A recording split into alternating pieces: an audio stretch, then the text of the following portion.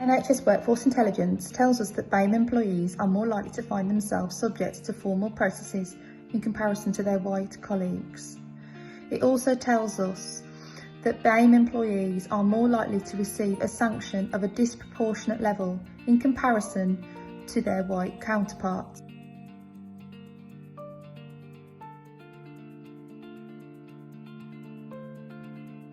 These inequalities present themselves in our own policies, practices, behaviours, and can have detrimental impacts on our BAME employees and ultimately the patient's experience. The Cultural Ambassador Programme was initially introduced to the Trust in 2016 by the Royal College of Nursing.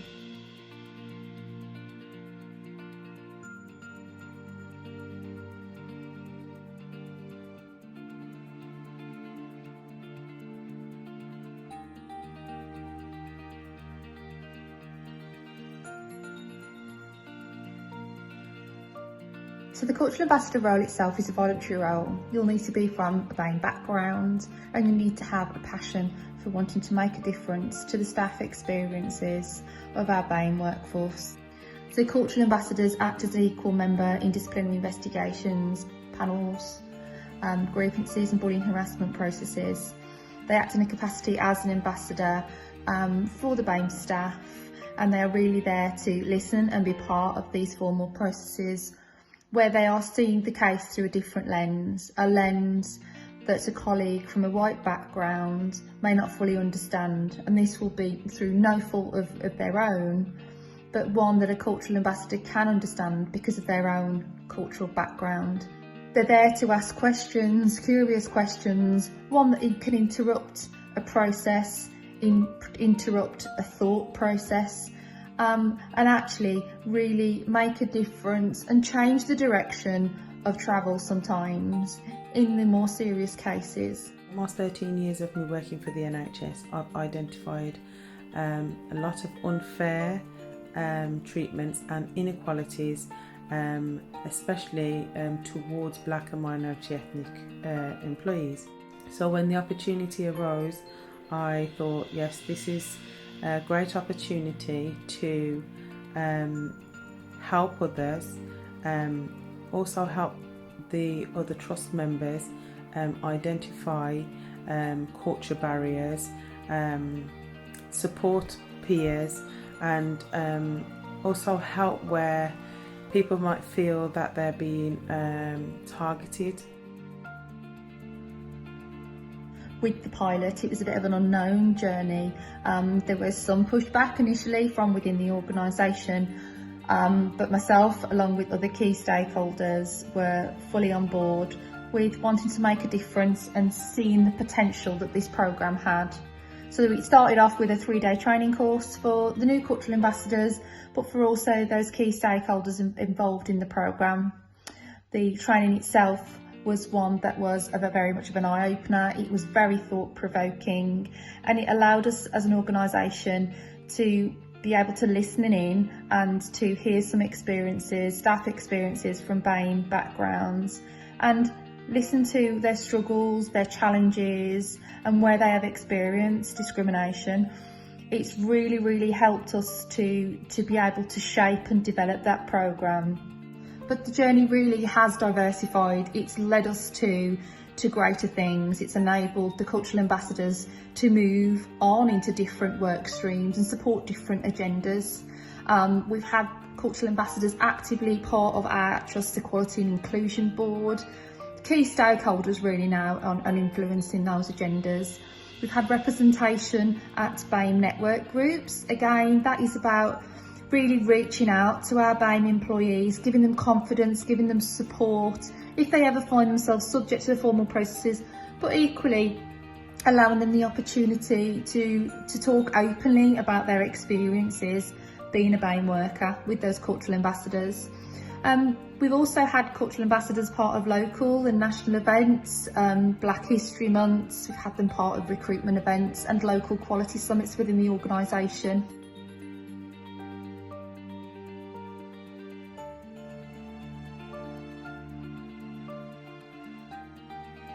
We actually undertake an analysis of our trust employee relations casework activity recently, and over a 3-year period it evidenced that there had been a significant reduction in the number of disciplinary investigations within the trust within the years of 16-17 and also 18-19, where it actually shifted from 42 to 28, and in addition there was much less summary dismissals and dismissals during that time as well, so there was fewer of those, and also collective reducing from 8 to 2 between 16-17 and the end of 18-19. So the number of cases with the outcome being no case to answer has also reduced from 11 to 1. So there's some really positive changes that we saw during those first initial years of our Cultural Ambassador programme.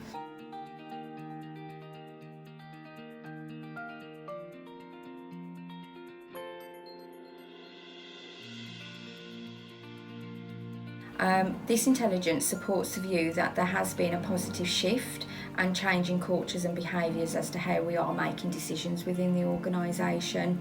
So the programme has influenced a cultural shift across the organisation.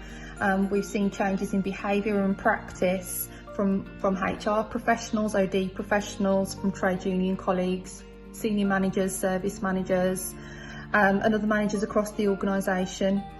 The programme itself is really being part of positive change. It is just one tool in the toolbox, but what it is enabling us to do across the organisation is certainly improve the experience, staff experience of our BAME workforce. So whilst the Trust workforce data suggests the number of cases involving BAME members of staff is not disproportionate to those of the white British cases, there is a positive variance when compared to the Trust Res data in terms of the proportion of the overall workforce with employee disciplinary matters. So yet again, just another indicator of that we are moving in the right direction and that we have got some tools, as my colleague said, in the toolbox of making a positive difference, and hopefully then in turn will make a positive difference to our BAME's health and well-being, the way that they're feeling whilst they're in work, which is really important to us as well. An example that we've had of that during the programme was that we actually had some feedback at our Equality and Inclusion Board from a member of staff, a BAME member of staff, who went through a formal process by choice. It was a grievance that they put in, and they actually felt that although they didn't get the outcome that they wanted, they actually felt more confident being in that process because a CA was attached to that case. So I think again that's really important for us to hear as a trust back from staff, that they do have the confidence in the processes, in the policies that they need to tap into. So I've sat on a number of cases where the outcome could have been quite different had there not been a cultural ambassador there. I've been able to identify cultural barriers, I've been able to identify trends and patterns and cultures, traditional cultures that our white members of staff probably wouldn't have identified. I've had good feedback from our employees. They've felt that with the cultural ambassador sitting on the cases, they felt supported. They felt the outcome might have been different, and the outcome compared to the outcome they had, they felt confident that they would be treated fairly. By having a really successful CA programme, it really goes some way to our retention, recruitment and retention campaign as well. I think it's really important for new candidates, potential new staff, to hear that we have this programme and to know how we try and support our BAME colleagues.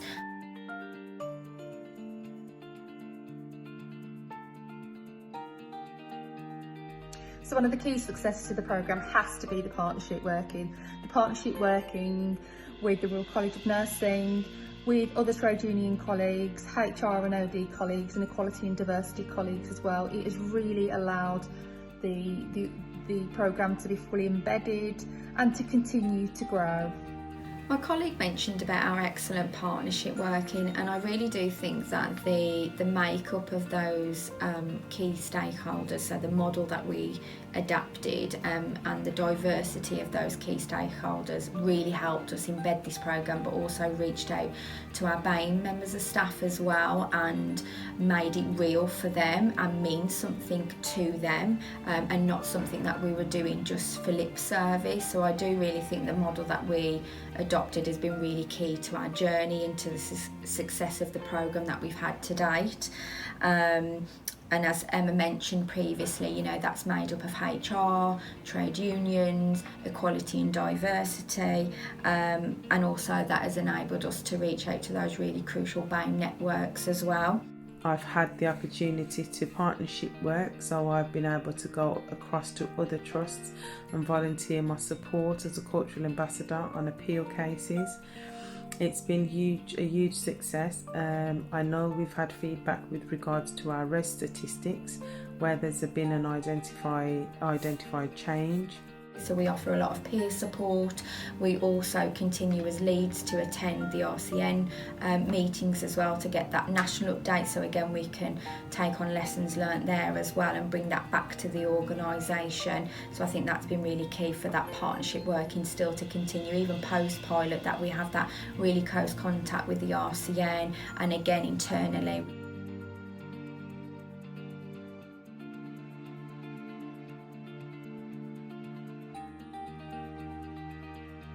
We've been invited to quite a few trusts now to talk to them again about our journey, what we did, how we did it, because potentially they're facing some barriers that they need to overcome. So we have become a bit of the go-to trust locally to help and support our colleagues in other trusts to get their CA programme off the ground. So that's really nice. More recently, with the breakout of COVID-19, cultural ambassadors have really been quite key in supporting our BAME workforce. They've been part of formal risk assessments for our BAME workforce and being able to offer that advice and support, given the information that we're aware of, that the number of BAME staff that are actually affected by COVID-19. We got a mention in an RCN magazine as well about our story to date and the success that we've had. So had some really good comments and compliments about the programme to date, but that is really down to the model really that we adapted when we wanted to introduce this programme. We also had one of our CAs that won an award at the Black History Month event, RCN event last year, so I think that was really powerful recognition for her individually, and also again it was a nice compliment to the trust that because of the CA programme and because of how committed she has been to the CA programme, that she was recognised through the RCN for that as well. Certainly for the next 12 to 18 months, the intentions are to continue to develop the programme and to expand the role of cultural ambassador. We're looking for cultural ambassadors to be part of recruitment and selection processes for Band 7 and above. We'd like cultural ambassadors to be actively part of exit interview processes to get a greater understanding really as to why they are leaving the organisation. We would like to get them involved in equality impacts assessments, further policy development, to be more involved with HR policies as well as clinical policies as well. We would like them to be part of job evaluation and regrade processes as well eventually. So the organisation have been coined trailblazers in the Cultural Ambassador programme. That's great to have that recognition on a local and a national level, a leading organisation in development of the CA role and programme itself. It's a journey that's been incredibly successful, that I'm incredibly proud of, and yet there's still more to come. The Cultural Ambassador programme has really helped me personally, not just in my role but on a personal level in my own life develop. I'm really passionate about it. Yeah, it's been fantastic. I've enjoyed every moment of it and I wouldn't change it. We are very much still on a journey. We've got lots to do, lots of ideas of where we want to see this CA programme grow to and go to. I think the fact that we've merged with Dudley and Walsall and now become a new organisation and merged our CA programmes together and took the positives from both of those programmes is going to be a really key success driver for our journey going forward, and we're all super excited about where that will lead us to.